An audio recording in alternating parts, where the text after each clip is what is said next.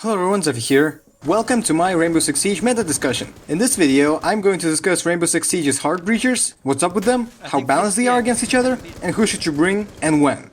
Without further ado, let us begin.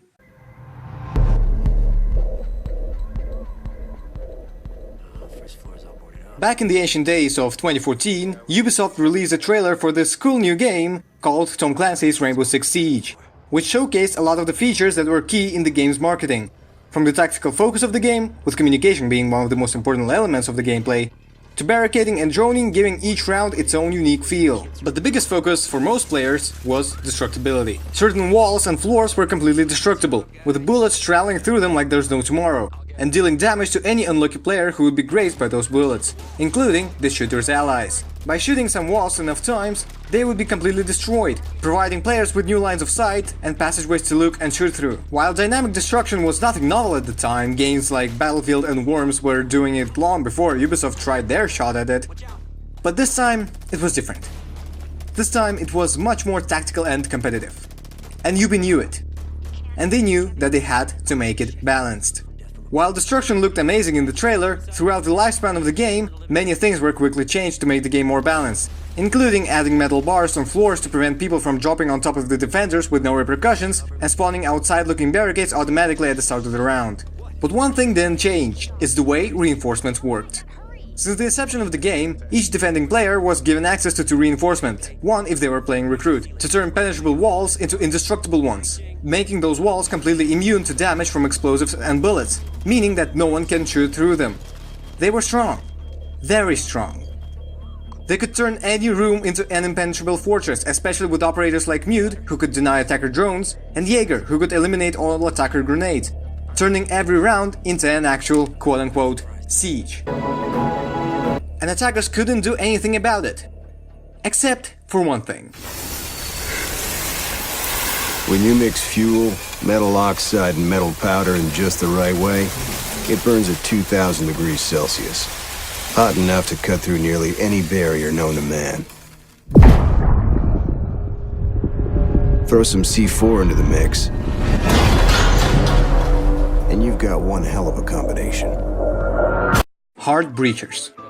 The most influential class of operators in the game, for both teams actually. And that's an understatement. Hard breachers are the only operators in Rainbow Six Siege who can directly damage reinforced walls and hatches, destroying defenders' cover and opening up new pathways for attackers to take, making the matches that much easier for the attacking side. After all, it is much more difficult to defend a fortress that is being bombarded from all angles than the one that isn't. With that being said, back in the Wild West, not the actual Wild West that we got during the 2019 Showdown event, mind you, but the I have no idea what the hell is happening, but this is awesome Wild West of Rainbow Six Siege, there is only one hard breacher, Thermite. With his stand, Texan Dynamite!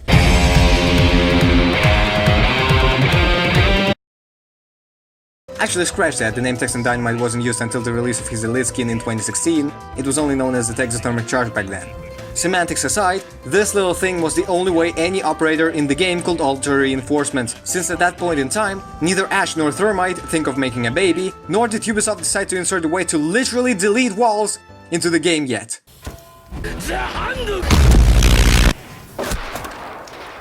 Oh fuck. You know, simpler times. Back when Hereford was in Pro League, Kickstar wasn't a commentator, when Blackbeard's shield had 800 health and SMG-11 had an ACOG. Yeah, the meta was much more different. Entire games would be shaped by whether Thermite was able to open up a reinforced wall or not, and the outcome of the match would be fully dependent on the performance of 3 players. The Thermite, the Thatcher, and the Bandit. Wait, but why Bandit? Because there was no Kaid, Muse Jammers had half their current radius, and impact tricking wasn't a thing. In fact, impact grenades weren't a thing. So people used the next best thing, bandit tricking, a way to completely prevent the Thermite from destroying a reinforced wall by placing down a bandit battery only when Thermite starts placing down his exothermic charge, thereby turning them immune to Thatcher's EMPs and Witch's shock drones. This technique was fairly new at the time, and was even considered a glitch at some point. However, unlike most other glitches that were allowed in Pro League but then forbidden and fixed, the bandit trick actually stuck around and became a mainstay in any bandit player's arsenal, as it also had become an inspiration behind many techniques currently popular in Pro League, such as Jaeger juggling, the technique of shuffling around active defense systems as Jaeger in order to catch more important projectiles like frags and smokes and ignore more offshoot ones like flashbangs and Zophia's concussions, or avoid them being destroyed by Thatcher's EMPs. Or as a slightly more practical example, K tricking, which uses the same principle as bandit tricking, but using K's electric claws, which is safer in terms of the performing player's lives, but more risky in the fact that it cannot counter Thermite, and it can be more reliably countered with Thatcher. Man, is the game different right now? Anyways, we're getting ahead of ourselves. Point being, there was only one way to get through reinforcements, and that was by using Thermite's gadget. Meaning that if Thermite got killed early, or the bandit player was successful in his bandit tricking, the attackers were shit out of luck in the destroying an integral part of map balance department. That was until Red Crow dropped.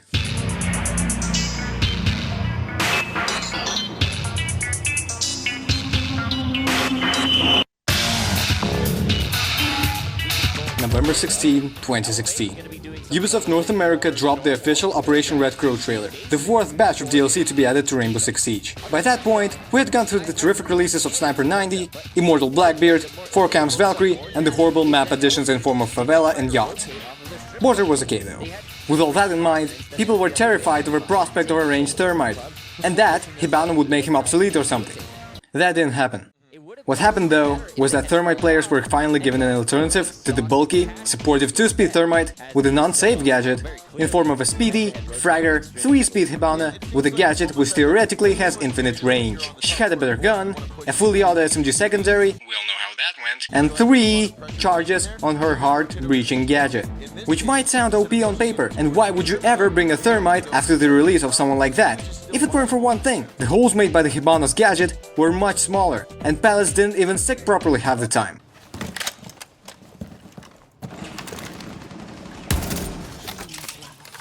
О, это красивый Экскайрус. Он кривой. Почему он кривой? Making Thermite still the king of opening up walls, while Hibana would take on the mantle of the Hatch Queen. But all of that theoretical mumbo-jumbo doesn't really matter if in practice nothing fucking works. So, let me rephrase this question a little bit. Old Hibana, are you overpowered? Yes, I am!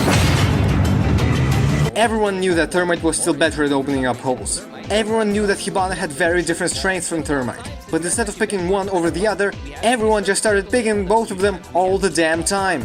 Every single round, there would be a Hibana in play. Every other round, there would be a Thermite, in case there is a need for some really big fucking hole on the current objective. Most importantly though, Hibana was immune to the bandit trick. Once she would start breaching, there would be no stopping her. Even Chris from Varsity Gaming talks about this in his How to Bandit Trick video, which is kinda funny to watch at this point in time. Hibana was the most overpowered operator in the game up until that point.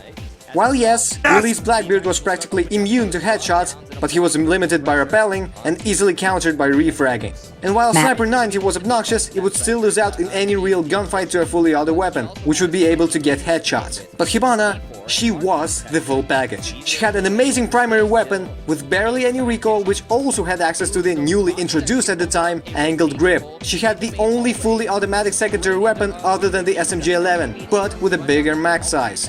She had the most influential gadget in the entire game, because as we all know, heart destruction is one of the most powerful tools in attacker's arsenal, and Hibana could do it from any distance. But the kicker is her goddamn ability to counter bandit tricks. All she needed to do was just to start breaching, and there was no way for a bandit to stop her. This would force the bandit away from the breached wall, paving the way for the Thermite to take care of the rest. Oh, and all of that was happening on a character with a skinny hitbox and a naturally small neck and head, who is also 3-speed. You opened up hatches? Great! Now you can frag out with the best weapons in the game! All she needed for full-on domination was frag grenades. She didn't get those, thank god, but still, in all measures of the word, she was overpowered. Not unfair, mind you, but just overpowered. Everyone played Hibana. There was no reason not to play Hibana. She was the perfect package. And Ubisoft realized it. Every time a patch mentioned Hibana, chances are she would be nerfed. First, it would be the removal of her ability to counter the bandit trick, then it would be the removal of her claymore and her ability to counter Jaeger. Then it would be the lowering of her 3-speed, then a recoil nerf for both Bearing 9 and the Type 89, the change of the hatch breaching mechanic, and then finally the introduction of Kaid to counter her hatch breaching ability. The fact that they had to go to such depths to balance out an operator who was initially meant to be just an alternative to Thermite really shows how strong Hibana really was. We just didn't know it at the time. Thankfully, Ubisoft have learned their lessons and no longer added operators with no counters into the game, after they went through so much trouble of balancing Hibana. Right, guys? Guys?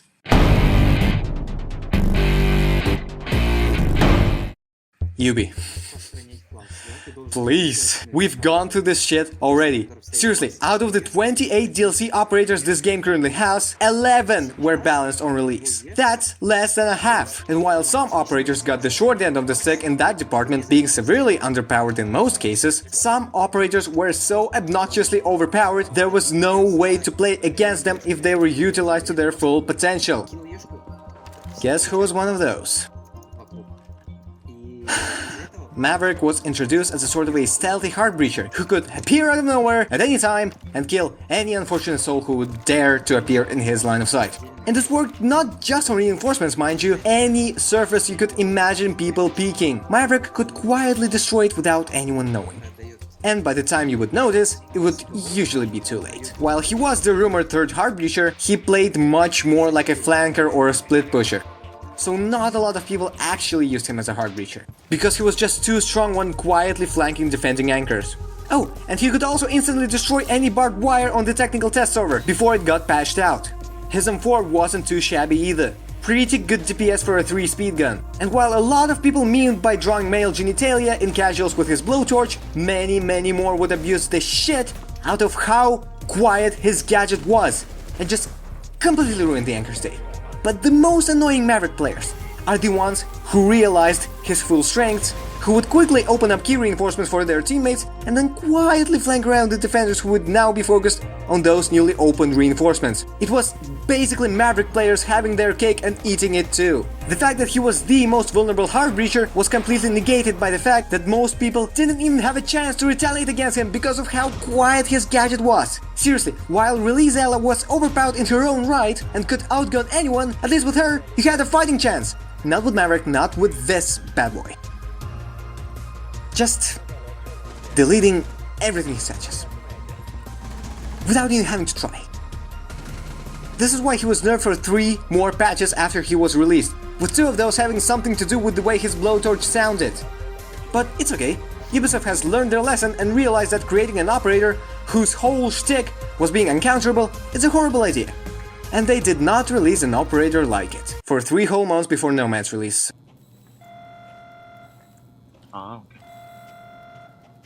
Еще 15 секунд. Готовьте позиции. Охраняйте контейнер. No! While Ubisoft might not learn their lessons, we can. This is why I'm making this video, in order to compare the 3 different heart breachers currently in the game and tell you how each of them is balanced against each other. Let's go.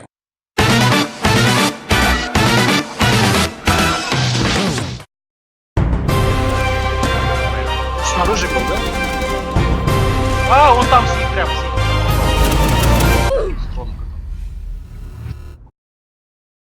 I hope that by providing some context and history behind this game's heart breachers, it might be easier to understand where I am coming from with this video. Heart breachers are important, they are also hard to balance, which is a problem. Not for everyone though, you sure as hell don't hear Thermite mains complaining. Well, except when frag grenades come into the discussion, even then I think that Capitao or IQ mains might be even angrier. Anyways, on the surface level, it might seem that heart breachers are the strongest class of operators in the game, and that any single match you should have at least one of them. 2 preferably. And you'd be absolutely right. So, what's up with heart breachers? If there's one thing that hasn't changed from the humble beginnings of Rainbow Six Siege, it's the fact that heart breachers are still the most influential class of operators in the game. Even after dozens of new maps and map reworks, reinforcements have never been quote-unquote weak. Sure, there are some maps where reinforcements define the objective, such as Clubhouse, and there are obviously maps where reinforcements barely matter, such as Coastline. However, the way that certain maps are played on attack clearly show the significance of reinforcements for defenders. The fact that some maps are completely defined by their lack of necessity for reinforcements just goes to show how important they actually are in the meta. This is why you should know which of the heart breachers you should bring and on which maps. Starting with the OG heart breacher, Thermite. Thermite, my man, my boy, good old buddy Heart Breacher. I've actually made a complete and comprehensive guide on Thermite already, so if you are even more interested in the way he should be played, click on the eye icon in the top right corner. Or I guess you can check it out later, once the video is over. Anyways, enough with the horn tooting, let us actually take a look at the founder of the Heart Breaching Foundation, Thermite. Termito, what have we come to? From being a must-pick in every single match, to being an operator that is situational depending on the map and objective. First time.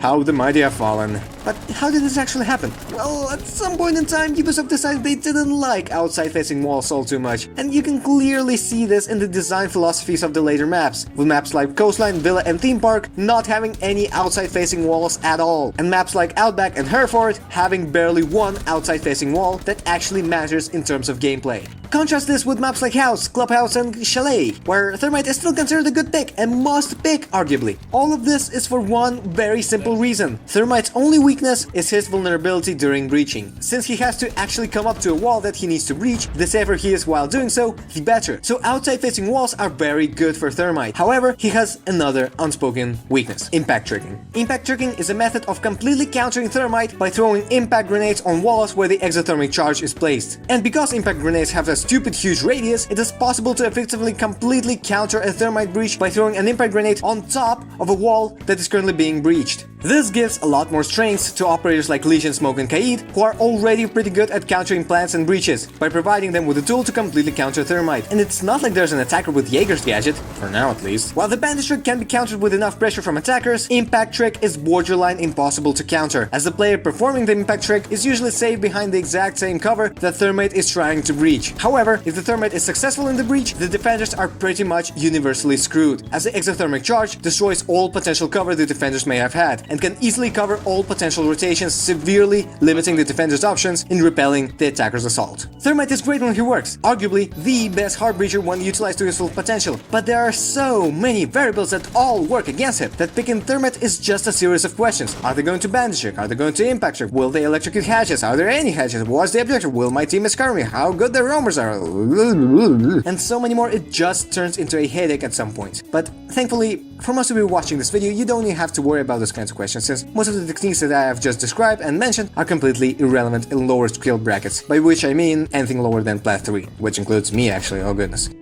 However, there is clearly an imbalance of effort at play here. While it is relatively easy to counter Thermite as a solo player, since most of the methods to do so that I have described are dependent on efforts of just one player, the bandit trick, effective roaming, etc., it is incredibly difficult as Thermite to do anything about it, and there must be a lot of team play at work to counter those counters, which in turn makes Thermite much less effective in solo queue than his peers. Just something to keep in mind. However, if you aren't actually getting countered, Thermite easily wins top spot as the Heart Breacher of choice. Well, except for one scenario. Hibana, let it rip. Hibana.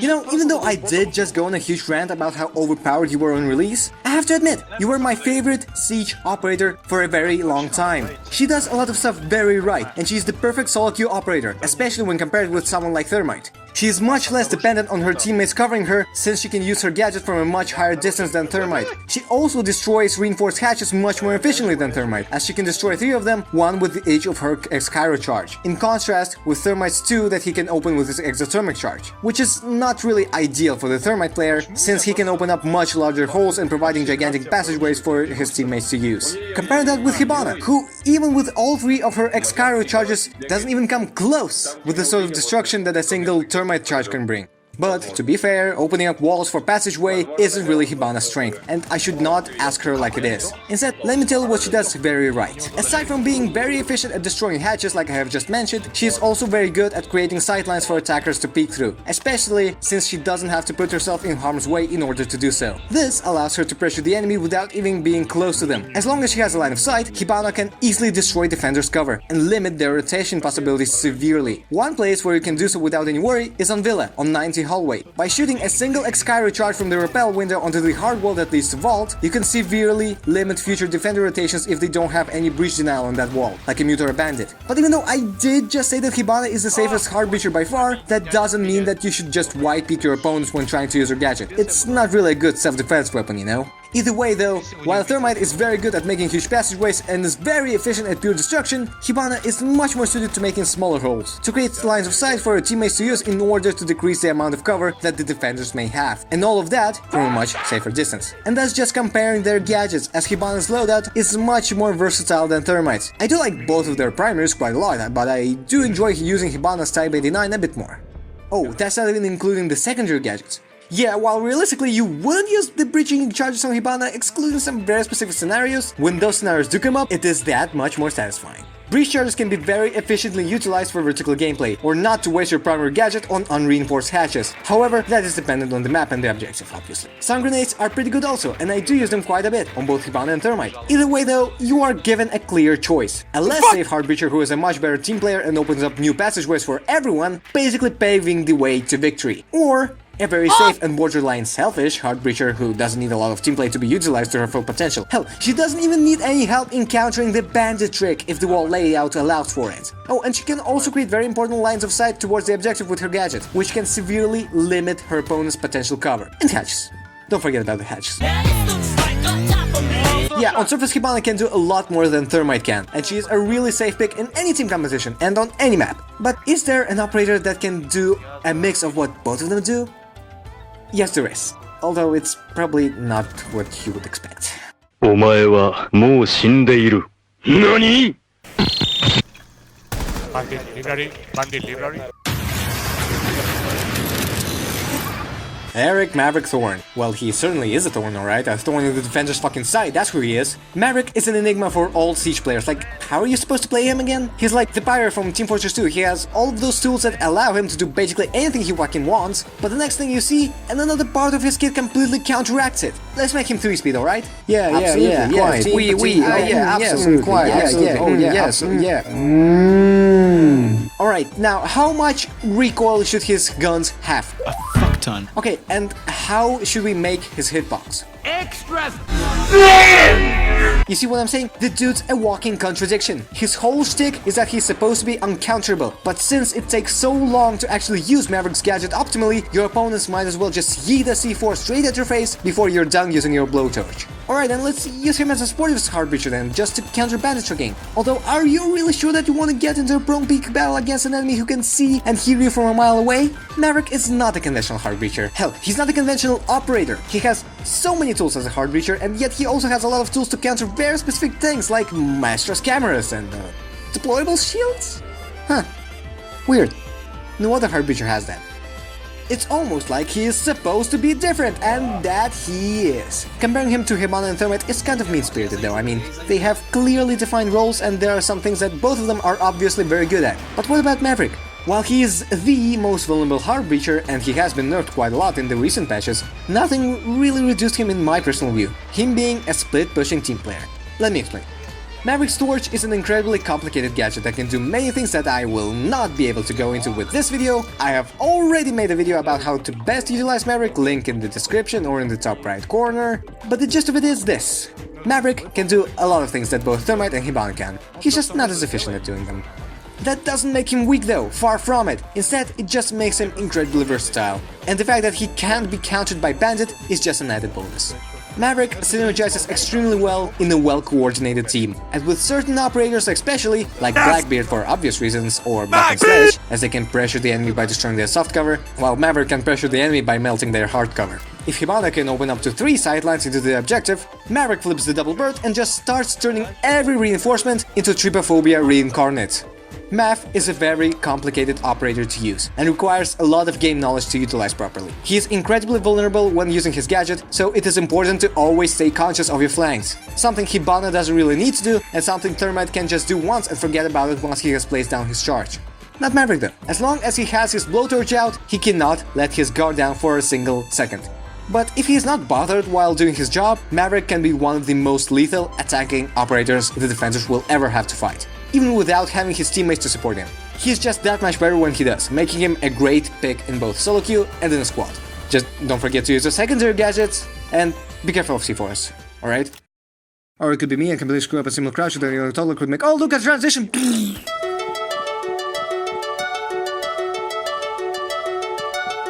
And now, for the moment you all have been waiting for.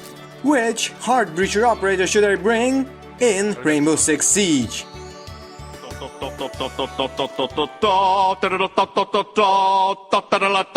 Pick Hibana. Thanks for watching. Communication is key. For real though, there's no clear and obvious answer here. Just like in my last What's Up With that covered Thatcher, Twitch and IQ, the answer highly depends on your skill bracket, whether you're playing with a 5 stack or just a duo queue buddy or hell even solo queuing. Why would you do that? But, in general, Hibana is never a bad pick. There's not a single map in the game that I can think of where Hibana's gadget may not see any use, while I can think of at least one for both Thermite and Maverick. And if your team doesn't bring any Heart Breachers at all, bringing a Hibana is a much more safe option than Thermite or Maverick.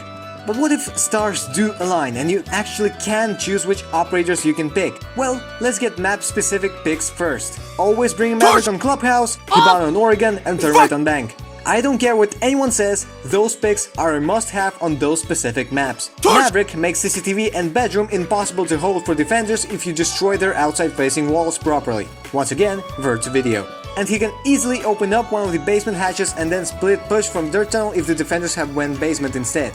Hibana can open up all kinds of walls in Oregon, but most importantly, she is needed to open up bridge for bedroom and tower attacks or hatches for basement attack. There is no objective that the defenders can go to where Hibana is a bad pick for Oregon. And Thermite is incredibly important on Bank for all objectives really. Second floor has a very important wall, and so do basement, archives and open area. There is really no reason not to bring a Thermite on Bank. If you want a more general rule, pick Thermite if you relatively trust your team or the objective has a very important wall you need to blow open to smithereens. Pick Hibana if there are hatches leading to the objective or if there are nasty sightlines you can use from a safe angle. And pick Maverick if the objective has a lot of important cover to be had, but there's usually nobody holding that cover. Or if there is someone, they are very easy to pressure. Think Armory on Oregon or 90 on Villa.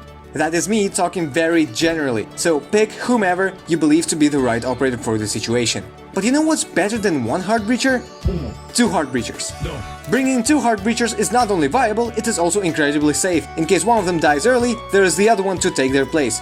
I would personally recommend Thermite plus either Hibana or Maverick. Hibana and Maverick are kind of an overkill since they do essentially the same thing when paired up. Maverick can help Thermite a lot to counter bandage rigging, and he can also do a great job split pushing while Thermite opens up another passageway, making a lot of noise and disrupting defenders, giving the Maverick player extra safety. Thermite and Hibana though can be extremely useful on maps where there are both key hatches and key walls to open up, like basement on Bank. Either way, there is never anything wrong with picking 2 Heart Breachers, and you might as well stay safe on that front. Oh, and about 3 Heart Breachers? Just bring a Thatcher, he would be a much better use of a slot. Anyway, that should be right about it for this video. Thank you very much for sticking with me for so long. But why would they make such a long video discussing such an arbitrary topic? Because I find stuff like that fascinating. How certain operators are balanced against each other and the history behind it. I really like that sort of stuff. And I hope you do too. If you are interested in more videos of a similar nature, click on the eye icon in the top right corner for some of my other Siege content. I would also highly appreciate it if you could share this video with your friends and subscribe to the channel. For now though, I gotta go record that 1K subscriber Q&A video I promised a while ago. Probably will take a nap afterwards. Maybe. Anyways, remember folks, communication is key. Good luck, have a nice day.